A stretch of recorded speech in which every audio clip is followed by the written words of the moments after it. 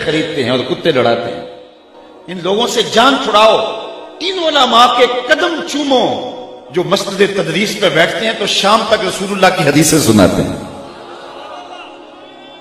اور جب ہمارے اسلاف نے، ہمارے بزرگوں نے ان کی قدردانی کی تھی تو دین سر بلند تھا.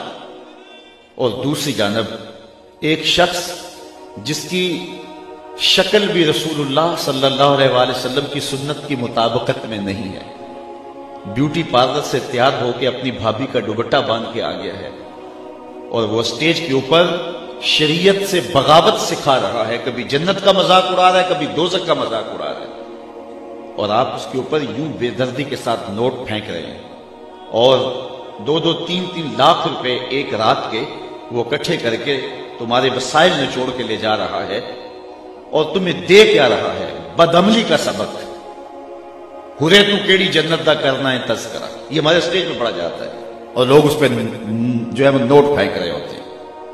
میں نے کہا صاحب اسی جنت کا تذکرہ جس جنت کے لیے حضور ہاتھ پھیلا کے دعائیں مانگتے تھے، اسی جنت کا تذکرہ جس کے لیے میرے حضور نے فرمایا رب سے مانگو تو جنت الفردوس مانگو.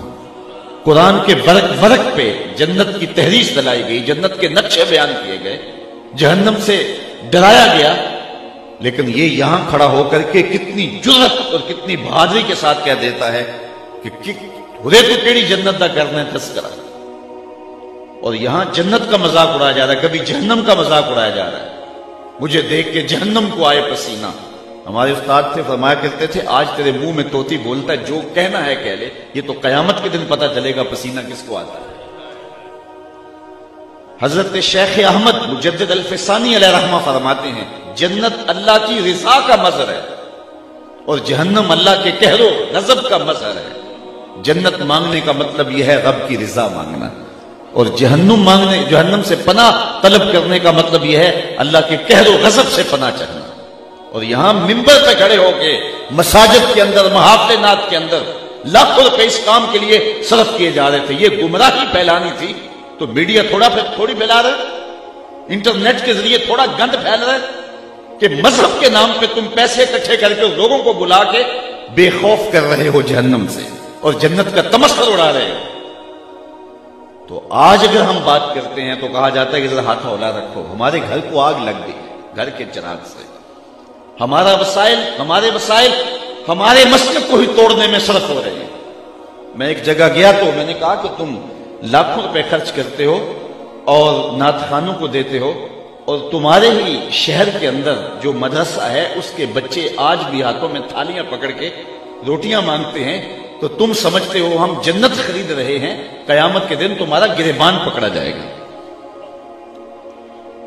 تو جنت اتنی سستی نہیں ہے کہ تم نے منہ میں پان ڈالا ہوا اور ہاتھ میں جو ہے وہ پیسے پکڑ کے ایسے نچھاور کرتے ہو تو اس سے جنت مل جائے گی.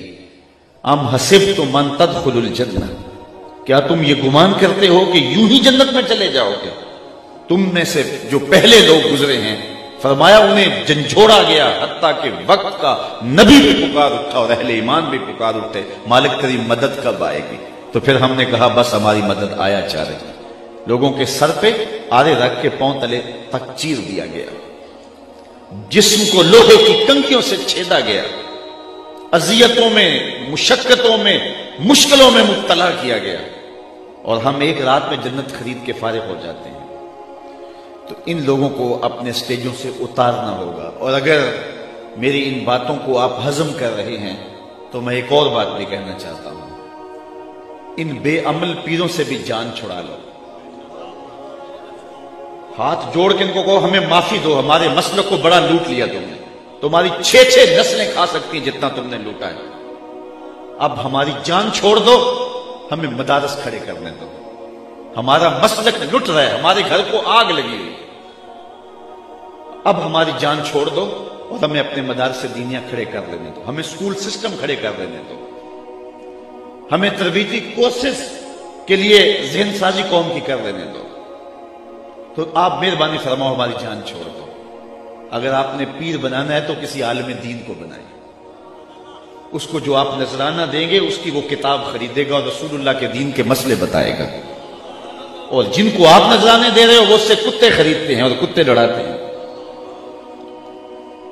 سرمایہ بھی ہمارا، اور پھر سوشل میڈیا کے اوپر تصویریں چڑھتی ہیں اور لوگ ہمیں فون کرتے ہیں جناب اس کی تردید کیجیے گا، اس کی تردید کیجیے گا۔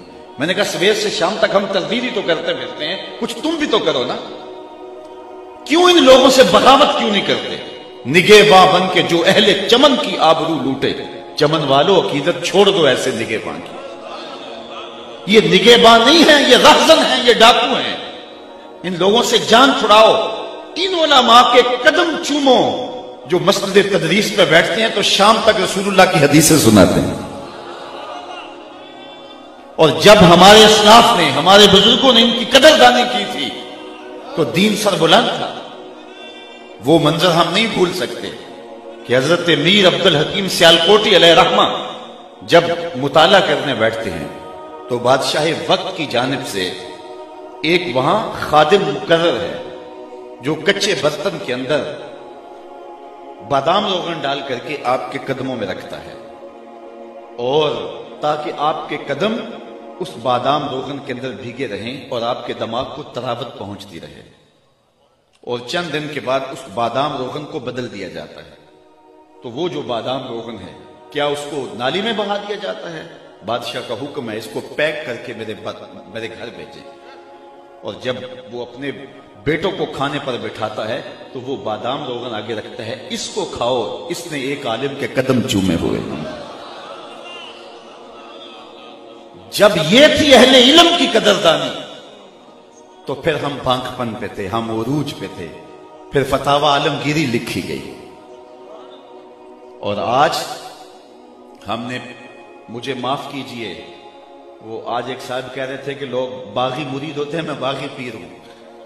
تو آج ان لوگوں کی جان چھوڑیے اور ان سے جان چھڑائیے، علماء کی صحبت میں بیٹھیے، اور پھر بالخصوص یہ جو مدرسین ہیں ان کی کفالت اپنے ذمہ لیجئے کہ اللہ تعالیٰ نے ہمیں بڑا دیا ہوا ہے۔ حضرت آپ اپنی فکر نہیں کرنی، یہ ذمہ ہمارا ہوا، آپ رسول اللہ کے دین کا کام کریں۔ اور اہل ثروت کو میں بتانا چاہتا ہوں، جو شخص حضور کے دین کے خادموں کی خدمت کرے اس کا آخرت میں تو صلہ ہے ہی ہے، دنیا میں بھی ضرور اسے ملتا ہے، اللہ اس کو فراوانی عطا فرماتا ہے۔ اس لیے یہ لوگ غنیمت ہیں، ان لوگوں کے ساتھ اپنے تعلق کو مضبوط کیجئے۔ اس وقت دوسرے لوگ، ان کے مدارس دیکھیے وہ کہاں پہنچ گئے، اور ہمارے لیے ایک مدرسے کا بجٹ سال کا وہ ایک مسئلہ ہوا ہوتا ہے۔ تو اس لیے ہمیں اس کلچر کو تبدیل کرنا ہوگا اور مدارس دینیہ کی طرف اپنی توجہ کرنا ہوگی۔ لیکن میں کہتا ہوں سلام ہے ان لوگوں پر، وسائل تھے یا نہیں تھے، انہوں نے پپل کے درختوں کے نیچے بیٹھ کے بھی دین کے چراغ کو بجھنے نہیں دیا۔ کتنی مشکلات آئی لارڈ میکالے کے نصاب تعلیم مرتب کرنے کے بعد، جب مدارس دینیہ اور اسکول سسٹم کو الگ الگ کر دیا گیا تو یہ علماء ہی تھے جنہوں نے یہ چراغ بجھنے نہیں دیا۔ تکلیفیں سہی، دکھ سہے۔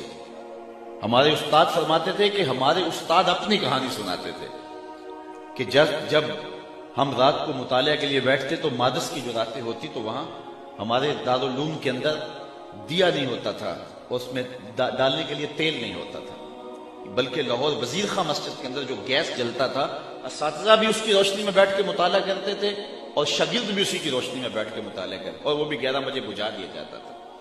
اور وہ اپنے مدرسے کی بات کرتے، وہاں وہ دیا بھی اور گیس بھی نہیں ہوتا تھا، یہ تو لاہور کا مدرسہ تھا، لیکن ہمارا جو ہے وہ کسی دیہات کا مدرسہ تھا اور فرماتے وہاں یہ بھی نہیں ہوتا تھا۔ پھر وہاں سڑکوں کے اوپر گڈ چلتے تھے جن کے پیچھے لالٹینیں بندی ہوا ہوتی تھی، اور ہم کتابیں لے کے ان کے پیچھے جھک جاتے تھے، کئی کئی میل تک پڑھتے جاتے تھے، اور جب واپس آتے تھے تو ادھر سے کوئی ایسی چیز نظر آ جاتی تو اس کے پیچھے ہم جھک جایا کرتے تھے۔ ان لوگوں نے کن مشقتوں میں دین کے چراغ کو روشن رکھا اور یہ دیے بجھنے نہیں دیے۔ ان لوگوں قبروں پہ مزارات نہیں بنے، انہوں نے مدارس دینیہ کھڑے کیے، انہوں نے اپنی نسلیں نہیں پالی، انہوں نے شاگرد پالے۔ تو یہ لوگ غنیمت ہیں اور ان کا وجود غنیمت ہے۔ تو بہرحال میں جو آپ کے سامنے آیت کریمہ تلاوت کی، یہ میرا ایک درد تھا، اور گلی گلی اس وقت جو ہے وہ یہ درد پھیلا ہوا ہے، لیکن ہمیں عملی طور پہ پوری طرح کھڑا ہونا ہوگا اور اپنے اندر مسلک کے اندر تطہیر کے عمل کو شروع کرنا ہوگا۔ اور اسی طرح لوگ مڑے ان لوگوں سے. ایک وقت آیا آج سے کوئی 10 سال پہلے 8 سال پہلے کہ ان کی ڈیمانڈیں اتنی زیادہ بڑھ گئی نعت خانوں کی کہ لوگوں نے کہا چلو اب خطباء کی طرف بڑھتے ہیں، تو چلو یہ کوئی دین کی بات بتاتے ہیں. لیکن جب یہ لوگ ادھر آئے تو یہ بھی علم بیچ رہے تھے، یہ بھی تقریر کے جو ہے وہ تقریر کی بولیاں لگوا رہے تھے. تو لوگ پھر ادھر پلٹ گئے، ادھر آتے ہیں تو یہی، ادھر آتے ہیں تو یہی. تو اس دور کے اندر جو چند نفوس مل جائیں جو پیسوں کے لیے نہیں اللہ کے رسول کے لیے کام کرتے ہیں. یہ کیا ہوتے ہیں پیسے؟ کہ وہ کیا کسی نے کہا نا، ہر دو عالم قیمت خود گفتائی، نرخ بالا کن کی ارزانی ہنوز.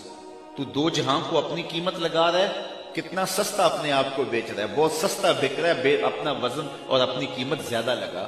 دو جہاں بھی ایک پلڑے میں رکھ دیے جائے، تیرے ایک لفظ کا مول نہیں ہے، ایک لفظ کی قیمت نہیں. تو اللہ تعالیٰ ان آستانوں کو، یہ حقیقی آستانے ہیں، باقی تو آس اتر گئی ہے، تانے رہ گئے ہیں. جو آستانے ہیں یہ ہیں جہاں علم کا نور بانٹا جاتا ہے اور لوگوں کی علمی پیاس بجھائی جاتی ہے. اللہ تعالیٰ ان کو قیامت تک آباد رکھے.